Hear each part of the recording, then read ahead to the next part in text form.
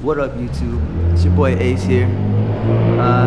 Today is the day that we do the official speed test for the 150 kV Evolve motors. I don't think I'll have enough time to swap the motors and then do the 200 kV part as well today, but I made note of exactly what I'm wearing.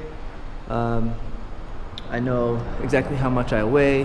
I'm gonna carry the same amount of gear, so that I'm weighed the exact same, and then we'll compare. So in terms of data, this is what I'm going to collect. So if you look here, there's it's basically going to be a speed test. I have a 150 kV on this side, 200 kV on that side. I'm going to do 3 runs, and I'm going to record the max speed recorded on both the remote and GPS tracker. For this test, I'm going to be using the Map My Ride app by Under Armour.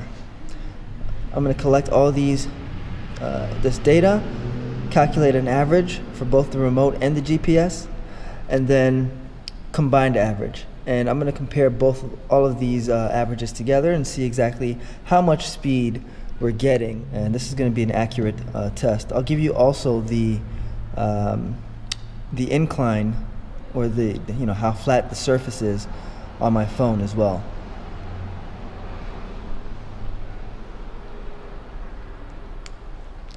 So there you have it.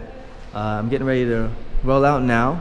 It's going to be a nice, smooth, flat surface.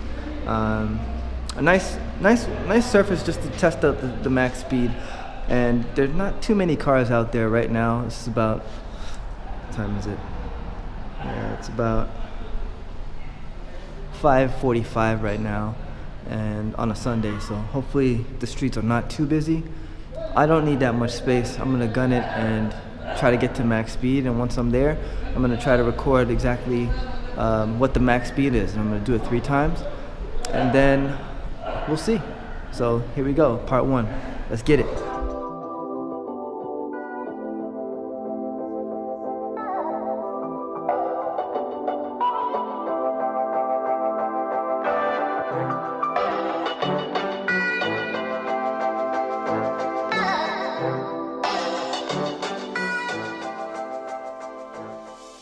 So here's run number 1. I'm basically just waiting for that light to go green over there so that I have a little bit more space. But I'm riding the 107 millimeters stock 32 teeth drive gear, and let's see. I'm gonna have you focusing both on where I'm going and also on the remote, so that you can see the exact speed that it gives off. And we'll go from there.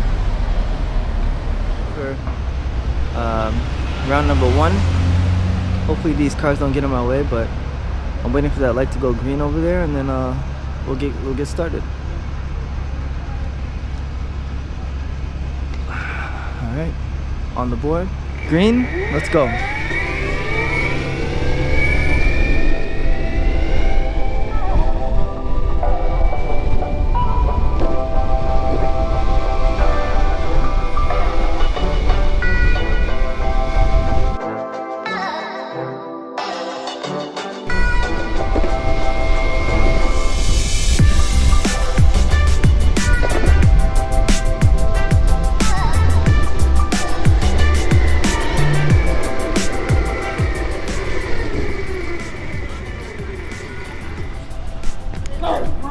Alright, so that looked like 27 on the remote. About 27. I didn't see a 28 flash, but I'm gonna go back and reset.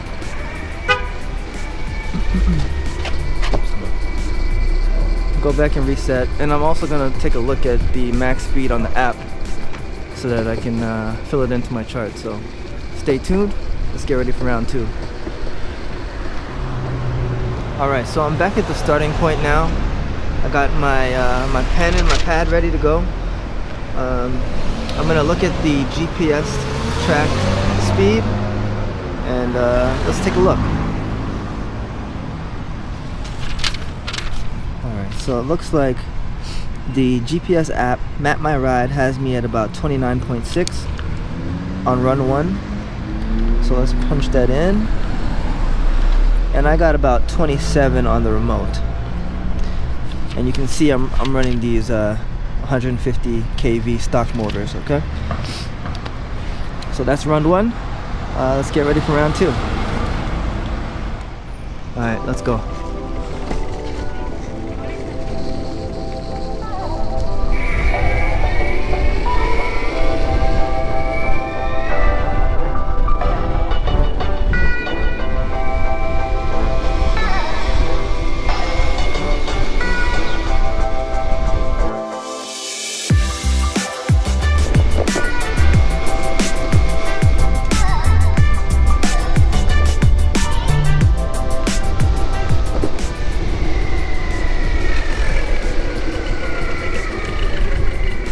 So that looked like about 27 as well. I'll run the film back and take a look, but let's go ahead and go back and reset. Alright, so I forgot to mention at the start of this video that I'm actually running on full battery, so I'm fully charged. I don't know if you see, you know, the new remote doesn't have the battery percentage, but it's full charge. Let me just go ahead and show you the voltage just so that there's no confusion.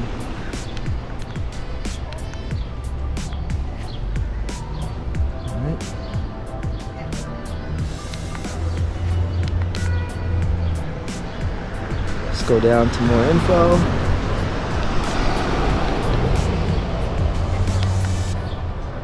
Alright, so it's about 40.7. My max is about 41.2. It varies, but right now it's at 40.7. That's more than enough to test max speed. Alright, so to be honest, it's quite windy today, but let's look at the calculations here, or the values. So I saw about 27. So I saw about 27 on the remote. So let's fill that in on run 2. And the GPS is getting me about 29.8. So there it is. I got one more run to go, but so far the remote has been pretty accurate, consistent. The GPS has even clocked a consistent 29.6 versus 29.8.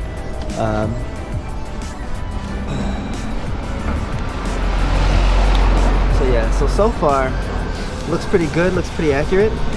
I don't know, I'd probably average both of the remote and the GPS for now, because I don't know if I'm going 30. It doesn't feel like it, but hey, I don't know.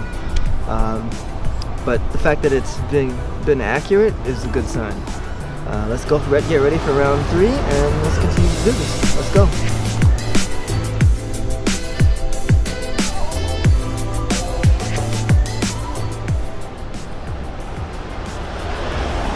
Alright, so here we go. Getting ready for round 3 right now. Let's turn my remote on. So it's kind of windy, you know. It's a little on the windy side, and I'm feeling a lot of headwind, but I'm getting as slim as I can. I'm keeping my arms in. I'm trying to get as much speed as I can on each run. This is the last one. So far it's been pretty consistent, and I'm connected and we're waiting for the green light. Let's go. Run 3.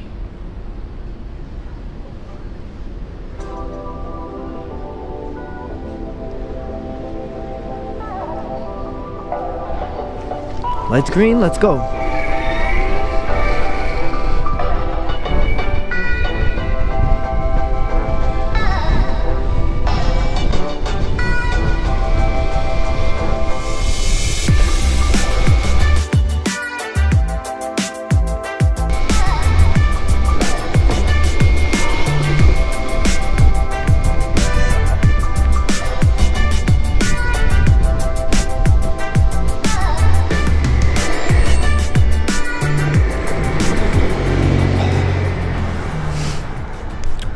Alright, so it looks like it was 27 as well on that run, but we'll check the GPS speed in a second.